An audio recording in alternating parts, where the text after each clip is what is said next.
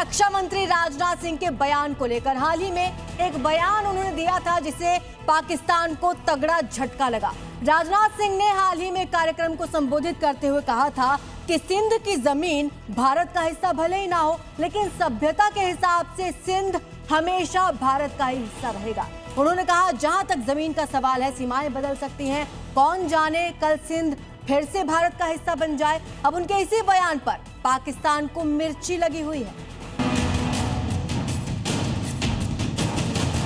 राजनाथ के बयान से पाक को लगी मिर्च।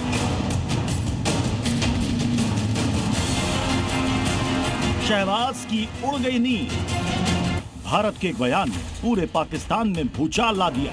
रक्षा मंत्री राजनाथ सिंह ने सिंध पर जो कहा, उसके बाद इस्लामाबाद से कराची तक सरकार, सेना और मीडिया सबकी धड़कनें तेज हो गई। बयान ने शहबाज और मुनीर की नींद उड़ा दी। पाकिस्तान की सियासत में तूफान आ गया। राजनाथ सिंह ने इतिहास भी याद दिलाया।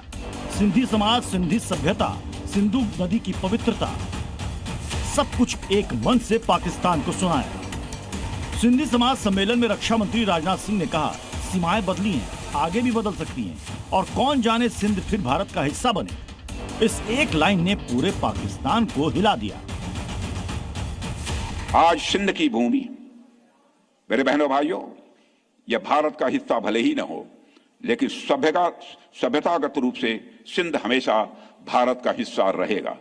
और जहां तक जमीन की बात है, तो बॉर्डर्स तो बदल सकते हैं, क्या पता कल को सिंध भारत में फिर से वापस आ जाए। जैसे यह बयान पाकिस्तान पहुंचा, इस्लामाबाद की राजनीति अचानक अलर्ट मोड में चली गई और विदेश मंत्रालय ने प्रेस नोट जारी किया। पाक विदेश मंत्रालय ने कहा, राजनाथ सिंह की बातें खतरनाक रूप से बदलाव लाने वाली और हिंदुत्व की विस्तारवादी सोच को दिखाती है। पाकिस्तान सिंध प्रांत के बारे में भारतीय रक्षा मंत्री की भ्रम फैलाने वाली और खतरनाक रूप से बदलाव लाने वाली बातों की कड़ी निंदा करता है। ऐसे बयान विस्तारवादी हिंदुत्व की सोच को दिखाते हैं, जो स्थापित सच्चाइयों को चुनौती देना चाहती है और अंतर्राष्ट्रीय कानून, मान्यता प्राप्त सीमाओं की अखंडता और राज्यों की संप्रभुता का साफ उल्लंघन करती है।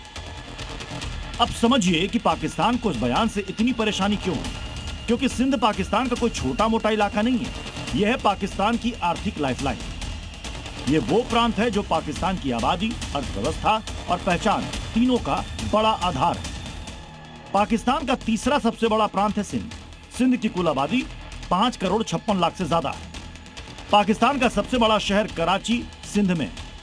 पाकिस्तान के कुल जीडीपी में करीब 30% से ज्यादा का योगदान सिंध का है। पाकिस्तान की बड़ी इंडस्ट्री, बैंकिंग, पोर्ट, ट्रेड सब यही है। शहरी आबादी 53% से ज्यादा है। पाकिस्तान का सबसे अर्बनाइज्ड प्रांत है ये। 1947 में भारत पाकिस्तान बंटवारे के बाद सिंध प्रांत पाकिस्तान में चला गया। यह पाकिस्तान का तीसरा सबसे बड़ा प्रांत है, जिसकी राजधानी कराची है। यहां उर्दू, सिंधी और अंग्रेजी बोली जाती है। मतलब साफ है, अगर पाकिस्तान का दिल इस्लामाबाद है, तो पाकिस्तान की सांसें सिंध और कराची हैं। कराची उनका सबसे बड़ा बिजनेस हब यही है और हिंदुस्तान का रिश्ता सिंध से कभी टूटा ही नहीं। यही नुक्ता पाकिस्तान को चुभ रहा है। अगर सिंध पाकिस्तान से अलग हो जाएगा तो आतंकिस्तान का क्या हाल होगा, यह भी समझिए। पाकिस्तान में आर्थिक तबाही आ जाएगी। पाकिस्तान में लैंडलॉक हो जाएगा। समुद्री बिजनेस खत्म हो जाएगा। चीन का बेल्ट एंड रोड प्रोजेक्ट ठप हो जाएगा। पाकिस्तानी सेना का 30% बजट सिंध पर निर्भर है। बलूचिस्तान और खैबर पख्तूनख्वा में विद्रोह तेज होंगे। राजनाथ सिंह का बयान कुछ बड़ा, कुछ गहरा संकेत दे रही है।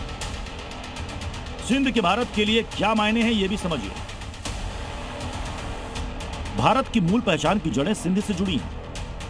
मोहनजोदड़ो हड़प्पा सभ्यता का जन्म हुआ। ऐतिहासिक और सांस्कृतिक कनेक्शन।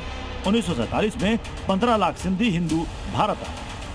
सिंधी भाषा भारत की 22 अनुसूचित भाषा में शामिल है। बंटवारे के बाद भी सिंध शब्द नहीं हटा। 2005 में सुप्रीम कोर्ट ने राष्ट्रीय गान से सिंध शब्द नहीं हटाया। ऑपरेशन सिंदूर के बाद से ही पाकिस्तान डरा सहमा हुआ है और रक्षा मंत्री के इस बयान ने तो उनके होश ही उड़ा दिए। अब उसे डर सता रहा है कि मोदी सरकार सिंध में कुछ बड़ा ना कर दे। ब्यूरो रिपोर्ट, जी मीडिया।